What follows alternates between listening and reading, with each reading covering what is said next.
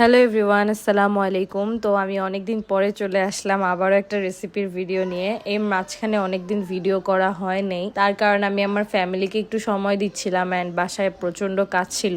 যেহেতু ঈদের সময় আমাদের সবার বাসায় কাজ থাকে টুকিটাকি, বাট আমি চাচ্ছিলাম না যে এর মাঝখানে আমি ফোন নিয়ে বসে থাকি। আমি চাচ্ছিলাম আমার ফ্যামিলিকে যতটুকু সময় পারি দেই। তো এর কারণে আর কি আমার ভিডিও এডিট করাও হয় নাই। ভিডিও করে রেখেছিলাম বাট এডিটও করি নাই আর আপলোডও করা হয়নি।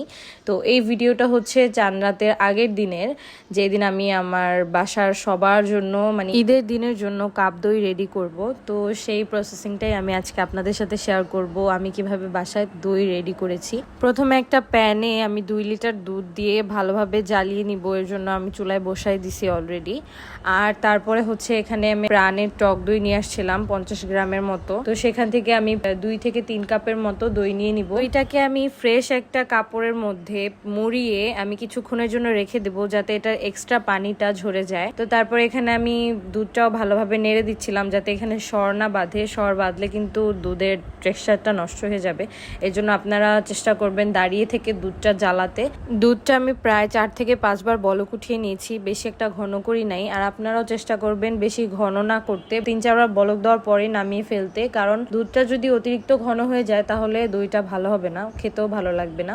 তো তারপরে আমি এখানে একটু ক্যারামেল রেডি করে নিয়েছিলাম, সেটার ক্লিপ নেওয়া হয় নাই, ভুলে গেছিলাম হয়তোবা। তো ক্যারামেলটা আমি একটু দুধের সাথে গুলিয়ে তারপর আমি সম্পূর্ণ দুধের সাথে একসাথে মিক্স করে দিয়েছি। এই পর্যায়ে আমার দুধটা সম্পূর্ণ রেডি হয়ে গেছে দইয়ের জন্য। তো এটাকে আমি ঠান্ডা করে নিব, একদম সম্পূর্ণ ঠান্ডা করব না, এতটুকু ঠান্ডা করব যাতে আমার একটা আঙ্গুল ওটার মধ্যে চুবিয়ে রাখা যায়। গরমের থেকে আর একটু গরম রাখবো, জাস্ট এটা যাতে সেট হতে পারে গরমে, এর জন্য। তারপর আমি যে দইটা পানি ঝরানোর জন্য কাপড়ের মধ্যে মুড়িয়ে রেখেছিলাম সেটাকে রেডি করব। তো ওইটা পানি ঝরানো হয়ে গেছে, ওইটাকে নিয়ে এসে জাস্ট একটা উইক্সের সাহায্যে ফেটিয়ে নিব ভালোভাবে।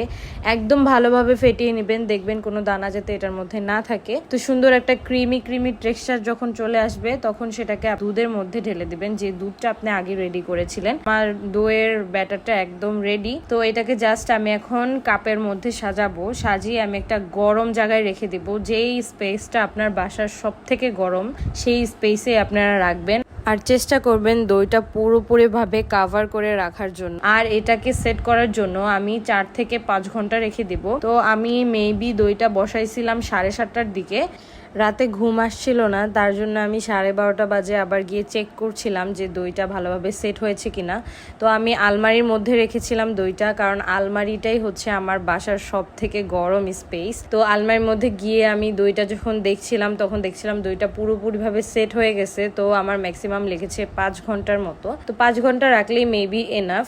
বাট আপনারা যদি বড় কোনো পাত্রে দইটা বসান তাহলে হয়তো বা আপনাদের 2-1 ঘন্টা বেশিও লাগতে পারে। ওইটা আমি এখনো জানি না, আমি ট্রাই করি নাই, ট্রাই করলে অবশ্যই জানাবো।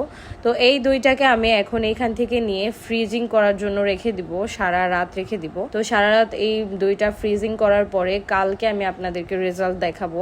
এই ফার্স্ট টাইম আমি দই বানালাম, মানে বাসায় ট্রাই করলাম, এর আগে কখনো দই বানানো হয় নাই। তো খুব কিউরিয়াসিটি কাজ করছিল যে হবে কি হবে না, ভালো হবে নাকি খারাপ হবে। তো আলহামদুলিল্লাহ আমার প্রথম স্টেপে ভালোই হয়েছে। আর আপনারা দইয়ের টেক্সচারটা দেখতেই পাচ্ছেন কতটা স্মুথ আর কতটা সুন্দর হয়েছে, খেতেও অসাধারণ হয়েছে। তো আজকে এই পর্যন্তই ছিল। আমার জন্য দোয়া করবেন বেশি বেশি অ্যান্ড আমার সাথে থাকবেন। পেজটাকে একটা ফলো করে দিবেন, ভিডিওটাকে অবশ্যই একটা লাইক করে দিবেন।